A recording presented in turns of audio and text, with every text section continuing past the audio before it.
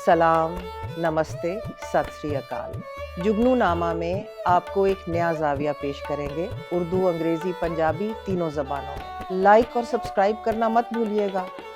My guest today is Pravin Sawhney, retired Indian Army officer and editor of Force magazine. His father hailed from Lahore. His mother came from Toba Tek Singh. You might be interested in Sawhney Saab's etymology of his name.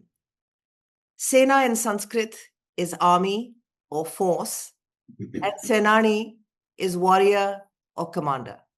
And in the Punjab, over the course of centuries, Senani became Sani, and from there it has become Sawhney. Welcome, Sawhney Saab. Thank you so much for being with us today. Thank you.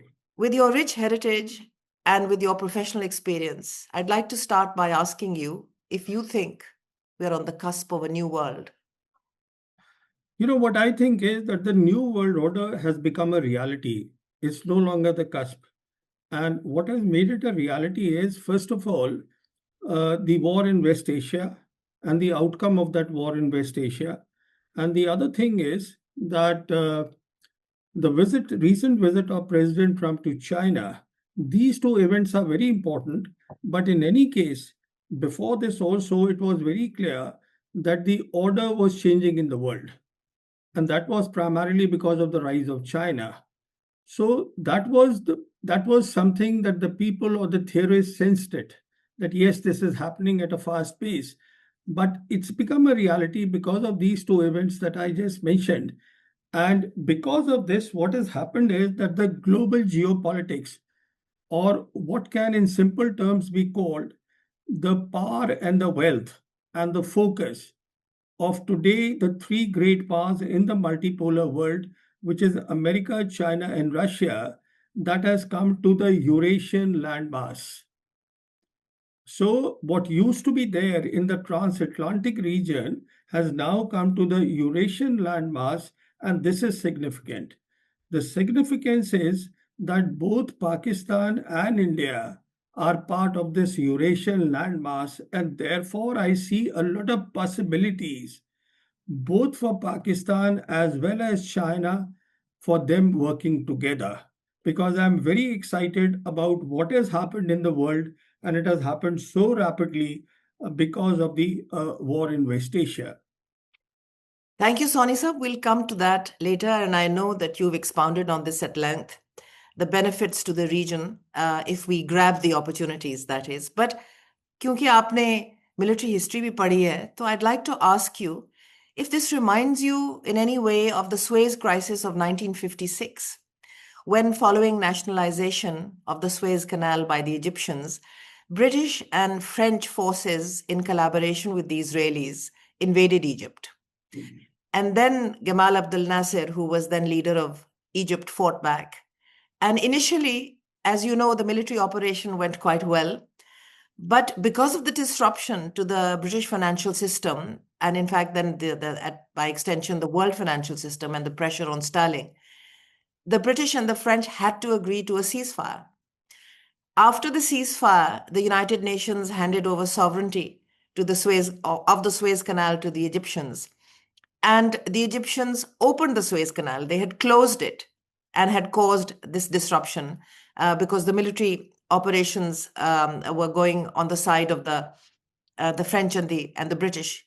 So, आप बताइए, do you see any parallels between the Suez crisis of 56 and now the Iran-US crisis? No, actually, I don't. Really? No, and the reason for that is very simple. As I was mentioning, the crisis that you are talking about happened when the world was bipolar. And in the bipolar world, there were two poles, and there was an iron curtain in between, and the one pole which was led by America. So that was really the dominating pole as far as this crisis that you are mentioning is concerned. So that was in another time. Now, as I said, the world is multipolar, and in the bipolar world, the entire geopolitics of the world was in transatlantic. Now it has come to Eurasian landmass as well as the Indo-Pacific region. These are the two places where the global geopolitics has come. And there are three great powers today. And if I may expand on that further, Please that do. today there are two global governance systems. So you see, what matters is the perspective. That what is the perspective against what background a certain thing has happened. And that is the reason that I always tell my people in my office that look, you need to know history, but please also understand the perspective was different. So, as far as I am concerned, if I was to speak in computer language, I would advise know the history, but all delete, but don't all delete a very important thing, and that is culture and civilization of a people, because that will remain a constant. In the new perspective, also, it will always be important to know what is the civilizational background, what is the culture of a certain people, because that is precisely how they will behave. Remind me to ask you about this cultural aspect and the civilizational aspect later, because there's a question that I'm really intrigued by, which Sure, I do want to explore sure, later. sure. But ये बताइए कि in view of what you've just said, that this is no longer a bipolar world, that you feel things have changed drastically since 1956. Yes. Who are the real winners of the US-Iran conflict, and who are the real losers? So you see, the real winner, according to me, is what we call the new global governance system. And this is the phrase which was coined by Xi Jinping, President Xi Jinping, in 2025 when he said Global Governance Initiative. Now, why I say that the real winner is the new global governance system, because immediately after President Trump's visit to China, President Putin had come calling to Beijing. And the two leaders, Putin and Xi Jinping, they signed an extremely important document, which is called Emergence of a Multipolar World and International Relations of a New Type. Now, this international relation of the new type is the winner. Why I say this is the winner is because this is what the global governance system, supported by two great powers, China and Russia, has emerged. And 80% of the world population, which is global south, majority of them, they are gravitating towards this. They So benefit by to that. single out, yeah, sorry, to single out one country and say China has won, Russia has won, this is in my mind the thinking of the existing world order, which is run by the Americans. As far as keep in mind If this I may document. interrupt here, if I may Sure, interrupt here with a Hindi sure. Urdu phrase, "Aapke muँh में घी शक्कर." But isn't it also possible that, as Xi Jinping alluded to the fact when President Trump visited Beijing recently, that America is in danger of falling into the Thucydides trap? And the Thucydides trap is that they will resist this new formulation, they will resist this new world order and fall into the trap of conflict, which is what Xi Jinping warned against. So, don't you think Uh, there's a possibility that that might happen and this great new world might yet not, bloom as you predicted? So, you see, my perspective is different from yours, and let me explain my perspective. What I have understood is that in his opening remarks, Xi Jinping at the banquet to President Trump, so not sorry, not at the banquet, this was his opening remarks. In the opening remarks, this was very significant what he said, that he said that I hope we, that means the two countries, they have transcended the so-called Thucydides trap. So the emphasis is on two words. One is the so-called Thucydides trap, because the Chinese always knew that this Thucydides trap is not applicable to China America relations. And why it is so? Because what is Thucydides trap? What this means is that if there is a rising power and there is a reigning power, they end up in a war. But the problem is that Graham Allison, who popularized this thesis of the Thucydides trap, he was always looking, and this has been the history of the world. Two powers, rising, reigning, they both were looking at geopolitics. That means they both were looking to increase their area of influence, which is not the case with China. China's rise is based on geoeconomics. It is Correct. based on, Correct, Sani Saab, if I may interrupt, but that's not the perspective of the Americans. As you've said frequently, and as we know, the whole development of Quad by President Obama and the shift towards the pivot towards Asia, all of that is meant to fight off China. And we see this in other spots of the world as well. Some people might even feel that the rise of Iran is something that the Americans are resisting because they suspect that behind it is the strong arm of China. So they are, in fact, trying to prevent this from happening. Isn't that so correct? yeah, no. So this is what I was explaining, or rather telling your viewers, that you see, this is why Xi Jinping said, I hope that we have transcended the so-called Thucydides trap. So the answer is Americans have not transcended that. But what the Americans have agreed to, in fact, nobody in America understands Thucydides trap the way the Chinese understand and the Russians understand, because we have to understand the rise of China. What is it based on? Because of the arrogance of the world, they refuse to understand. But what has been understood very clearly by President Trump is this phrase, which was constructive strategic stability. Now, this has been understood by both the countries, and this will be the basis of the bilateral relationship, constructive strategic stability. That means we will manage our differences properly, but we will remain engaged. So, in other words, the glitches will be there, but a rhythm or a perspective has been set. And it is because of that, Putin, when he came here, the two leaders, they signed the document of the international relations of a new type. So, when you understand this perspective, the only thing that Trump has understood is that yes, I can have trade relations with China, I and was he just has coming to not. that because his brain seems to be far more chaotic than the kind of logical presentation that you're making. I cannot conceive of President Trump understanding the Thucydides trap or all of this rationale in any way other than can I make a deal or can't I make a deal? So here, let me say that he's not all nuts as he's made out to be. He understands two things, and I'll give you evidence of that.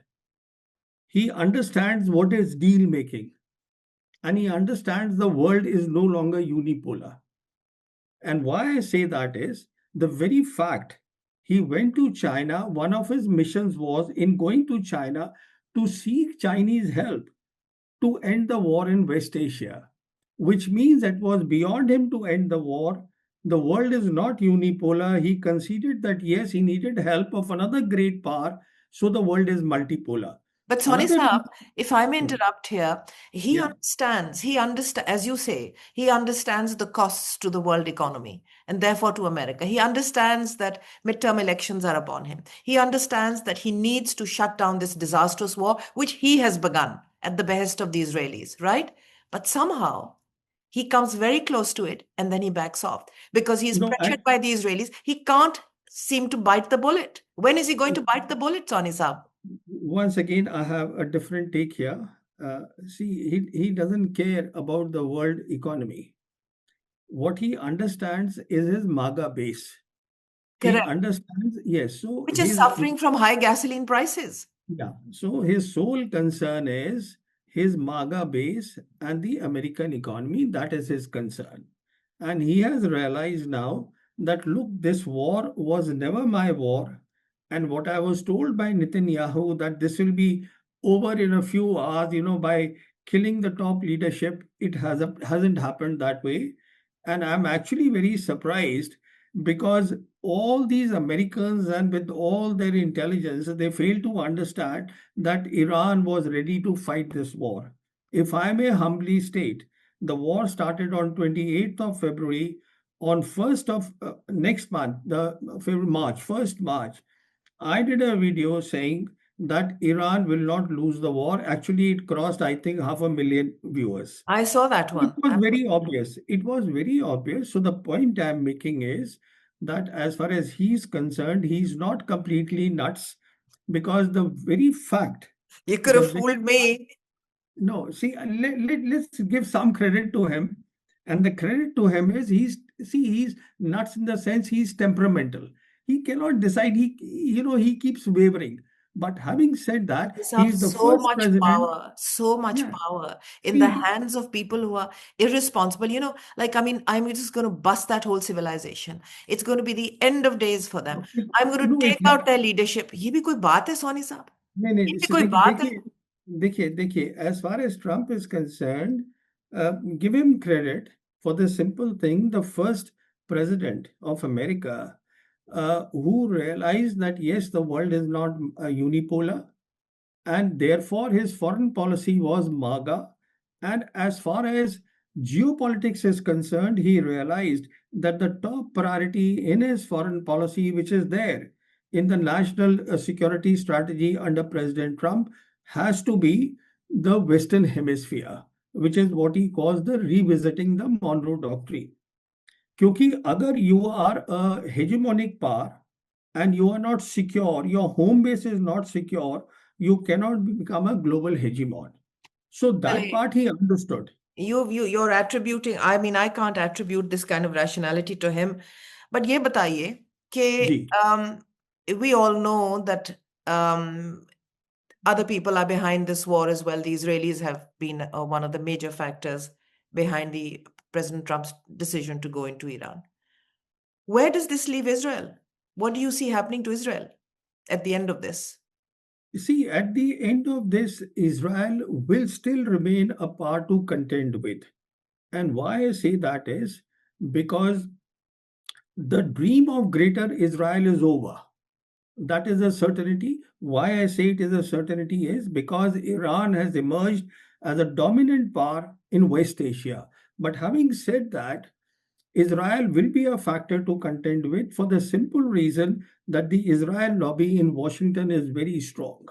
You see Pete Hegseth, you see Marco Rubio, so you realized it is very, very strong, and even amongst the senators, so many of Yes, them. of course, The, Senator Lindsey Graham, and I see yeah, all of it, yeah. the So Republican base, so the screaming and point shouting somewhere, when Trump talks हाँ, about, peace ji, talks, etc. correct, correct. So the most important point is that as far as the support that he needs, the military supports from America, the support from the American Central Command, he will still get that. So he will be a country to contend with despite the minuscule size that Israel is. If you see the geography and you see the geography of Iran, तो पता चलता है कि मतलब there is no comparison in the two. But because he has the backing of the Americans, and that will remain. Chale, we can talk about that at some stage later, but I want to just ask you about the hand wringing that's been going on in India about Pakistan's mediatory role in all of this. I must say, I feel very gratified, and it's wonderful for us that Pakistan is trying to play this role. But there's so much hand wringing. And, I believe that it's also a missed opportunity as far as India is concerned, because the great old Nehruvian India, with its non aligned policies, would have been beautifully placed to play a mediatory role. But we have stepped up. And Pakistan, I mean, and but India can't seem to kind of give us that. What is the reason So, for that? yeah. So you asked me two questions. Let me answer them one by one. Let me start with Pakistan. Now, you see, as far as Pakistan is concerned, one thing was very clear to me that the Pakistan army officers, right, because they created the military line. And when they created the military line, they became in charge of the security of Pakistan. And along with that, they became in charge of the foreign policy of Pakistan concerning India, as long as it concerned India. And after the nuclear tests of 1998, when General Jahangir Karamat was there, that is the time they said, all right, Pakistan now is a nuclear weapon state, and therefore the Foreign Office of Pakistan also has to listen to the GHQ. मैं ये इसलिए बोल रहा हूँ for the simple reason that your army officers, senior officers, see, though the middle level officers, they remain focused on the trade. on their profession. But the senior officers, they have enough experience of diplomacy and geopolitics, primarily because of the reasons that I have given you, and there is no. And governance, if I may say, नहीं, governance नहीं, में भी नहीं, तो आते no, जाते no, हैं. no, no, no, no, no. I'm just coming to that. I'm just coming to that. If you allow me to finish, no. तो उनको बहुत ज्यादा इल्म है about understanding the security policy, understanding the foreign policy, understanding geopolitics, बहुत अच्छा समझते हैं. बट प्रॉब्लम कहाँ आ जाती है? गवर्नेंस में. मिसाल के तौर पर आज whatever has been achieved in my understanding by this 75th anniversary के लिए, the prime minister had gone, the army chief had gone, plenty has been achieved. So I would only be watching. I know that all the things now are there as far as security is concerned, foreign policy is concerned, geopolitics. I tick all of the boxes as great positives. Issue ये आ जाएगा governance का, because ये एक खामी है जो only the Pakistanis can resolve, क्योंकि the games that you have made, if you don't exploit that games fully, then they will not reach to the people of Pakistan. That's one part about Pakistan. Now let me answer India. आपने ये भी एक सवाल पूछा है. So as far as India is concerned, I have consistently been saying कि हिंदुस्तान की foreign policy को it needs a course correction. It needs a drastic course correction, and this is not something that I am telling you. I've been saying consistently कि आज हमारे पास एक opportunity है. India has a great opportunity today, and which is why I keep saying that for God's sake, normalize relations with China. Pakistan से बात करिए, पाकिस्तान से मसले अपने जो हैं, sort them out, because the two of you, the two countries, they have a great future together in the Eurasian landmass. तो हमारी फॉरेन पॉलिसी में I don't agree with that foreign policy at all, but सरकार की foreign policy है, and they not asking me to agree और disagree जी on that. बिल्कुल. देखें, we all, both countries have to use the opportunities that we have made. You have made many gains, but you need to take your minorities along. You need to take the whole nation along in order to aspire to great power status. You can't do that with the kind of discrimination that goes on. Similarly, we have to upgrade our governance. So these are issues that we have to deal with at our own levels, national levels, as far as policy and governance is concerned in both India and Pakistan. You're absolutely right. I wanted to also ask you that, am I correct in feeling that there's a lot of sympathy for Iran amongst the, kind of people level of India? Is that right? Is there a lot of sympathy for Iran? See, there should be no doubt about it, because देखिए, India and Pakistan, they share a civilization, and we both understand Iran. ये सन 47 में तो हुआ है ना, independence हुआ है, but before that ये ईरान के साथ आर रिलेशंस, दे डोंट, दे प्रीडेट, दे बहुत पुराने हैं. सानी साहब, तो शायद आपको, मैं देखिए, आप तो स्कॉलर हैं ऑफ मिलिट्री हिस्ट्री, बट मैं थोड़ा सा प्री हिस्ट्री वगैरह पढ़ती हूँ. I don't know that much, but what I do know is that the subcontinent's relationship with Iran dates back to Neolithic times. When farmers from the high plateaus of Iran migrated to Mehergarh in Balochistan onto Mohenjo-daro, Harappa made the Indus Valley civilization together with local hunter-gatherers. The civilization spread all across, farming and all of these practices. And then wave upon wave of immigrants have come from Iran to इसमें देखिए, the subcontinent. Look, So there's ये तो this is the given. I tell you, मुझे बताते हैं यहाँ पर जो स्कॉलर्स हैं, how much the Persian culture, Persian civilisation, even these terms like rabi, kharif, crop, they are जी पर्शियन. बिल्कुल बिल्कुल. तो उसमें तो कोई अभी there nothing to discuss in this. So your जी question, Sani sahab, we share DNA. उसमें अब देखिए, इसमें क्या, हम दोनों को कुछ डिस्कस करने के लिए जी है नहीं बिल्कुल बिल्कुल. इसके अंदर, है ना. तो जहां तक लेकिन योर हुकूमत क्वेश्चन, आपकी जो है वो तो बिल्कुल बरक्स चल रही.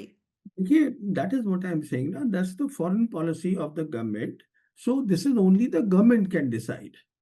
जहां तक मेरा ताल्लुक है, I am very clear that today we have a great goodwill because of the people,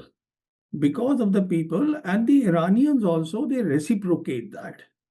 तो हमारे, as far as I am concerned, personally, I have huge, enormous respect for Iran in every way, no their doubt, culture. तो बिल्कुल no इसमें doubt, तो, इसमें तो हाँ, कोई तो शक ही नहीं है। we are on the same side on this. तो जी ये तो बिल्कुल खत्म नहीं, हो वी गई आर ऑन द बात। Same side on many things Sani ji. Sir. I was looking at, आपने बात की ना कि ये हिंदुस्तान, चीन, Pakistan, we all have to look at the new world order, we have to all have to look at the benefits that can accrue from this for all of us, for the people of the countries. जी। दत्तरिया होसाबले साहब ने जो बात recently की है, RSS के leader हैं, he said that India and Pakistan must begin to talk to each other. How much official sanction does this have? Or is it something that he's they- personally sort of said? देखिए देखिए, he said this after his visit to America. Oh God, So time out, time left. Acha, sorry, carry on. We've got 5 minutes. Ji, sorry. So he said this after his visit to America. So I have no doubts that the Americans want, it is in their interest, and there are reasons for that, that India and Pakistan, they should talk to one another. वो एक अलग subject है. But as far as your question is concerned, उसका answer ये है, RSS can give their views, but Prime Minister Modi still has a lot of standing in India. He doesn't need a clearance from them to do something. If he decides to do that, that if he decides, yes, I will normalize relations with Pakistan, then RSS or no RSS, he will do that. He has that much of popularity in the country, standing in the country, he can do that. Chaliye, you've, let's hope that this something comes of this, and we're able to realize the potential that can accrue from cooperating with each other.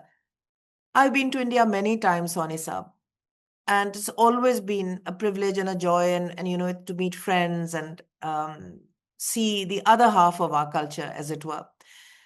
But after 2014, I found that India seems to have changed. I hope it's not for good. हमारे यहाँ आप तशरीफ लाइए तो you will see that our embrace will be as warm-hearted as before, and our hospitality will be as generous as before, because वो हमारी अपनी इज्जत आबरू है।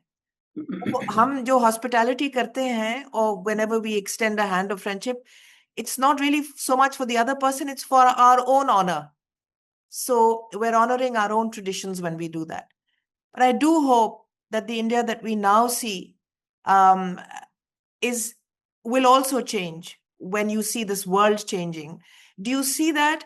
And do you see, second question, इसके साथ ही जुड़ा हुआ है, surely, as we do in Pakistan, people in India also understand the benefits of connectivity. आप सोचें, Kolkata to Banaras to Delhi to Lahore to Peshawar to Kabul to Tashkent and onwards. ये कितनी, you know, this has been the way for millennia. And then, you know, the pipelines from Iran, from Iran, Zahedan to Quetta to Multan to Jaisalmer to Delhi and onwards. Do people understand the benefits of this connectivity? In India, people begin देखिए to कि think about it. आपने दो सवाल पूछे हैं, उनके जी मैं जवाब देता हूँ। जी पहली बात तो, there is no doubt in anybody's mind in the world that when it comes to hospitality, the Pakistanis, this is their strength. ये आपकी सॉफ्ट पावर है विच इज अनमैच्ड। पहली बात तो ये है। दूसरी बात ये है कि अनफॉर्चुनेटली मैं सिर्फ 4 बार ही इस्लामाबाद जा पाया हूँ, वो भी ब्रीफली, मैंने लाहौर आज तक देखा ही नहीं। आपको हम तो दिस इज सर दी आंखों पे बुलाएंगे, अनफॉर्चुनेट। आपको और मैं बुलाएंगे हम, आप इतना, तशरीफ लाइएगा। जी मेरी ख्वाहिश है honestly to go to this village Toba Tek Singh to see the university of Punjab where my father studied, but this is a personal matter. Now coming to the हम कनेक्टिविटी आपको लाएंगे इंशाल्लाह, part. You to Lahore, will take you तो to Toba Tek Singh. जी, so जहाँ तक, शुक्रिया, जहाँ तक सवाल है कनेक्टिविटी का, देखिए मैंने अपने दफ्तर में, घर में, I put the maps here, मैं दिन रात यही तो देखता हूँ। वाह, See, because geopolitics is about geography. Quite तो राइट। यही तो मैं देखता हूँ, वहां भी ये है। जब मैं बैठ जाता हूँ, if I am doing nothing, I just stare at the map कि कौन सी, what is going where, which river is ending where, and then I go and do my research on that. This is my job, Soni sahab यही one तो part बात of है my ना, job. यही तो बात है। देखिए, if we are dying of choking in Lahore and the pollution is at, record breaking levels, off the charts in November and December, Delhi में भी यही हो रहा होता है, across the Punjab, across North India। तो वो तो, boundaries, geography does not know borders। तो if we clean up our act, it won't help us unless you clean up your act as well. If you clean up your act and we don't, so it doesn't make any difference, it won't have any benefits।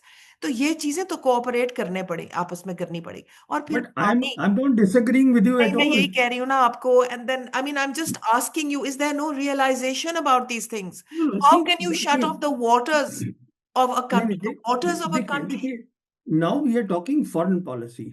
Ji. Foreign policy सरकार बनाती है, और in their thinking, in their wisdom, they have come to the conclusion this is the way we want to do it. So this is the way it is. देखिए, उसमें we मेरे will, जैसा इंसान देखिए, कुछ भी नहीं कर सकता। we will, the signpost that a Pakistani seeks on the Sorry. way to the realization of जो दत्तरेया साहब ने जो बात की है, if that is indeed correct, and if something like that is happening, we'd like to see some talk on the Indus Water Treaties, for instance. We'd like to say some official of your country saying to us, let's get together and let's start talking about it. That would be a sign as far as I'm concerned. So we're waiting for those signs. Let's hope that good sense prevails. Soni Saab, you've said many hopeful things in this interview with me. And I believe that you are not just hopeful, you feel that this has rational foundations in your logical analysis, and you believe that the new world is upon us. So, and I'm pinching myself because this is a dream come true that in the region, China, Pakistan, India, and the Arab world, Iran, we work together for the mutual benefit of the peoples of these countries who are the most deserving, really, because they've been neglected for so long. So now tell me, do you actually believe rationally that this world is upon us? So what I see, the new world order is very much has been created, as I explained that. Now, and everything now is happening, the main activity and where all the three great powers are involved, that is Indo-Pacific as well as Eurasia. Mainly in Eurasia, because that is where the connectivity, trade, and commerce will rise. So that is the main place. Geoeconomics will happen here. Having said that, for India, it's a great opportunity. If the government of India was to ask me, I would tell them that look, there is a great opportunity to interact with Pakistan, because when you interact with Pakistan, you automatically interact with China as well. So therefore, what we need to do is, as Indians, we first have to look at South Asia. And then we have to also understand that in Eurasia, all these three regions, today they form the center of the Eurasian landmass minus Europe. Because Russia has problems with Europe and they're not going to go away in a hurry. So therefore, look at South Asia, then look at West Asia, look at Central Asia, and there are great possibilities for both the countries. And for India, if India was to start the talks with Pakistan, then we are actually talking with China as well. And many of the problems that we are having with China, then they will get sorted out. And as far as India and Pakistan are concerned, I also believe that the problems that we have, which is what is being said left over from history, let's say the Kashmir issue and other issues. See, the world was bipolar when everything happened, it became unipolar. And today we have that opportunity. I mean, these are not problems which are unsurmountable. Yes, of course, Not as we at know, all. during General So, Musharraf's time, we had come very close to resolving some of these issues. so this is the government decision. If I, as I said, I believe that it is good for both our people. It is good for both the nations, and India has to accept also that China today in a multipolar world is a great power. So you see, yes, of course, in the 80s, the GDP of India and Pakistan, sorry, India and China, they were the same. But now the gap is so huge that it is unbridgeable. And more than the gap, see, it's not a question of the numbers. It's a question of policy making. It's a question of governance, macro planning. The Chinese macro planning is absolutely out of the world. No country comes anywhere close to them. I mean, it's only 2 days back I was very, closely studying the 15th five-year plan, Yeah. which is from 2026 to 2030. It's amazing. And considering what all they have accomplished in their 14th five-year plan, they came close to accomplishing 80% of what they had set out to do. I'm sure they'll do the same here. So they are on top of the game. There's no doubt about it. So because of them, because of Russia, and also because of America, America is a great power. Everybody can benefit, but the rise of India and Pakistan will only happen if we are together. And the reason for that is very simple: connectivity.